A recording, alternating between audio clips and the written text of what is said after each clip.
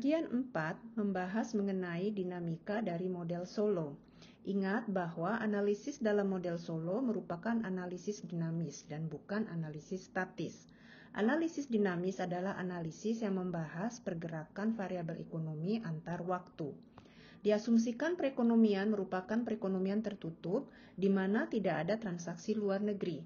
Dan diasumsikan pula tidak ada peran pemerintah dalam perekonomian. Asumsi-asumsi ini ditujukan untuk mempersingkat atau menyederhanakan permasalahan.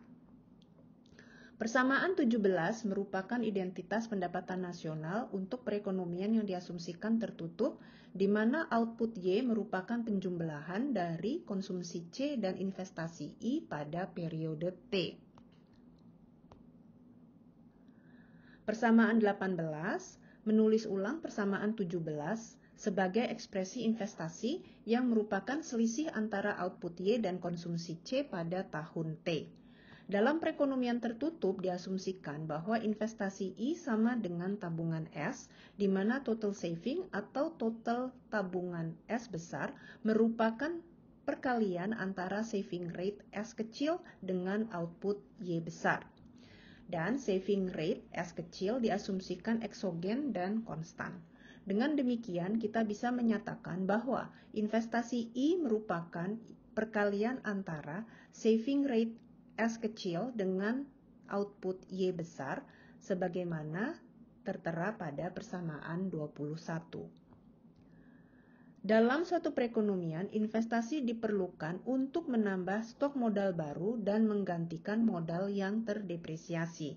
Dengan mengasumsikan bahwa modal terdepresiasi dengan tingkat rate sebesar delta, maka tambahan modal atau akumulasi modal merupakan selisih antara investasi I dan modal yang terdepresiasi delta KT.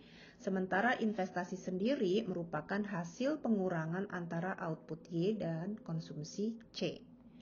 Persamaan 1D dapat ditulis sebagai ekspresi investasi sebagaimana terlihat pada persamaan 22, di mana investasi adalah untuk menambah stok modal baru K pada periode T+1 dan menggantikan modal yang terdepresiasi atau selisih antara KT dikurang delta KT. Persamaan 22 dapat ditulis ulang menjadi persamaan 23C, yaitu IT sama dengan KT plus 1 dot ditambah dengan delta KT, di mana KT plus 1 dot adalah perubahan modal atau akumulasi modal. Selanjutnya, pada slide ke-15, kita perlu mengingat bahwa pembahasan kita mengasumsikan bahwa perekonomian adalah tertutup, di mana investasi sama dengan tabungan S. Maka persamaan 23C dapat ditulis kembali menjadi ST sama dengan KT plus 1 dot ditambah delta KT pada persamaan 24A. Perlu diingat pula bahwa total saving S besar merupakan perkalian antara saving rate S kecil dengan output Y besar, sehingga persamaan 24A dapat ditulis menjadi SYT sama dengan KT plus 1 dot ditambah delta KT pada persamaan 24B. Persamaan 24B disusun ulang menjadi ekspresi perubahan modal atau akumulasi modal sebagaimana terlihat pada persamaan 25. Persamaan 25 menunjukkan bahwa akumulasi modal merupakan penjumlahan dari investasi dan modal yang terdepresiasi. Jika ada kenaikan investasi, akumulasi modal akan bertambah. Dan dengan demikian, jika ada kenaikan modal yang terdepresiasi, akumulasi modal juga bertambah. Sekarang mari kita lihat lebih lanjut dinamika dari capital per effective labor atau KT dot. Capital per effective labor adalah rasio atau pembagian antara stok modal KT dan effective labor ATLT. Untuk mendapatkan dinamika dari capital per effective labor, maka kita perlu mengambil derivatif K kecil terhadap waktu, yang hasil akhirnya dapat dilihat pada persamaan 26A dan 26B. Persamaan 26B merupakan persamaan kunci dari model pertumbuhan Solow, di mana KT dot merupakan selisih antara actual investment per effective labor SFKT dengan break-even investment per effective labor KT dikali delta ditambah G ditambah N.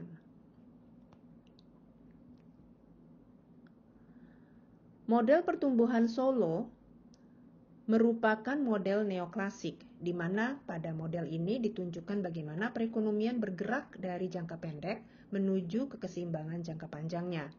Dan pada jangka panjang, semua variabel makroekonomi tidak mengalami perubahan.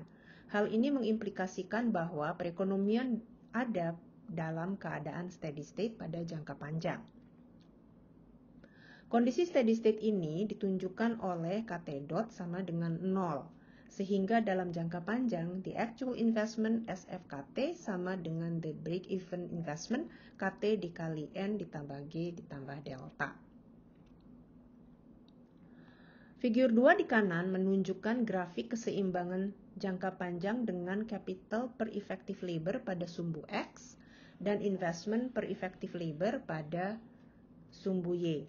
Pada figur 2 terlihat pula kurva actual investment SFKT berpotongan dengan kurva break-even investment KT dikali N ditambah G ditambah delta dan memberikan nilai K keseimbangan jangka panjang yaitu K star.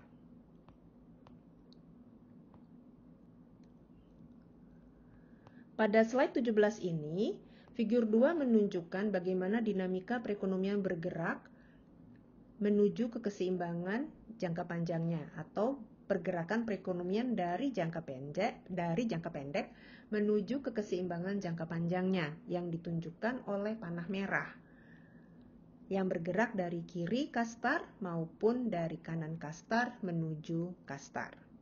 Titik-titik selain K star menunjukkan bahwa perekonomian belum mencapai keseimbangan jangka panjangnya, sehingga perekonomian di jangka pendek akan senantiasa bergerak menuju ke keseimbangan jangka panjangnya. Apabila perekonomian berada di sebelah kiri K star, di mana SFKT lebih besar daripada KT dikali delta ditambah G ditambah N, maka capital per effective labor akan meningkat atau K is rising. Dan dinamikanya ditandai oleh pergerakan ke kanan menuju K star. Apabila perekonomian berada di sebelah kanan K star, di mana SFKT lebih kecil daripada KT dikali delta ditambah G ditambah N, maka capital per effective labor akan menurun atau K is falling. Dan dinamikanya ditandai oleh pergerakannya ke kiri menuju K star. Apabila perekonomian berada tepat sama dengan K star, maka SFKT sama dengan KT dikali delta ditambah G ditambah N, maka capital per effective labor tidak bergerak atau dalam keadaan steady state. Artinya, perekonomian sudah berada pada keseimbangan jangka panjangnya.